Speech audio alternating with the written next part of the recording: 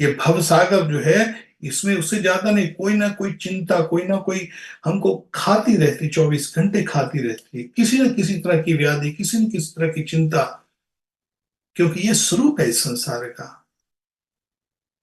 और जो कि ऐसी मजारों पे, पीर फकीरों पे, यहाँ पर ऐसे इन बातों में फंस जाते हैं, वो और इस संसार के समुद्र में और नीचे गहरा डूबते जाते हैं।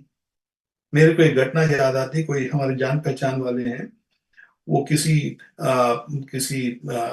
मुसलमान फकीर को जानते थे, मजार थी उसकी। तो अब वहां पर सब हिंदू ही जाते हैं इस जगहों पर। और वो क्या है कि भूत प्रेतों की पूजा है, क्योंकि प्रेत होते हैं वहां पर, कब्रों में प्रेत हैं।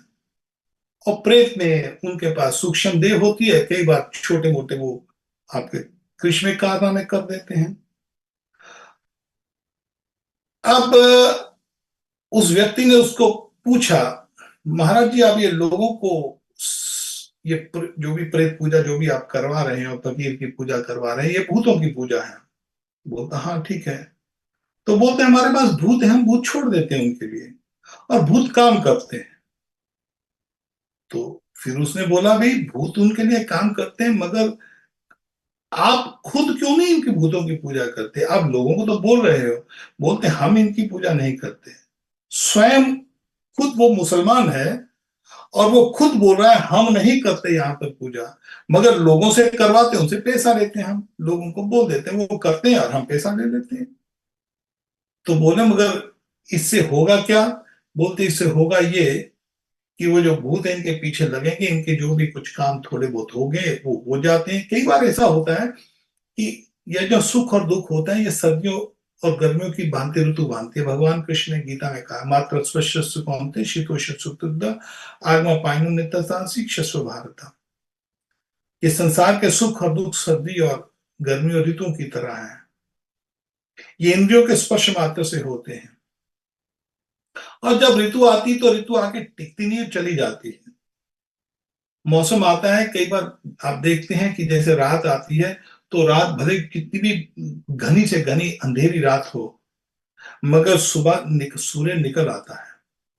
तो कई बार मूर्ख हमारे कुछ ऐसे बेवकूफ लोग जो होते हैं, वो इन चीजों में फंस जाते हैं, और कभी बोलते जी हमने तो देवी देवता की पूजा की थी, हमारी तो कोई मन्नत पूरी नहीं हुई, जब हम इस पीर फकीर के पास गए, हम इसके पास गए तो हमारी एकदम मन्नत पूरी हो गई, हम तो यीशु के पास गए, ईसा मसीह के पास गए, हमारी इच्छा पूरी हो गई। अरे मूर्खता है ये।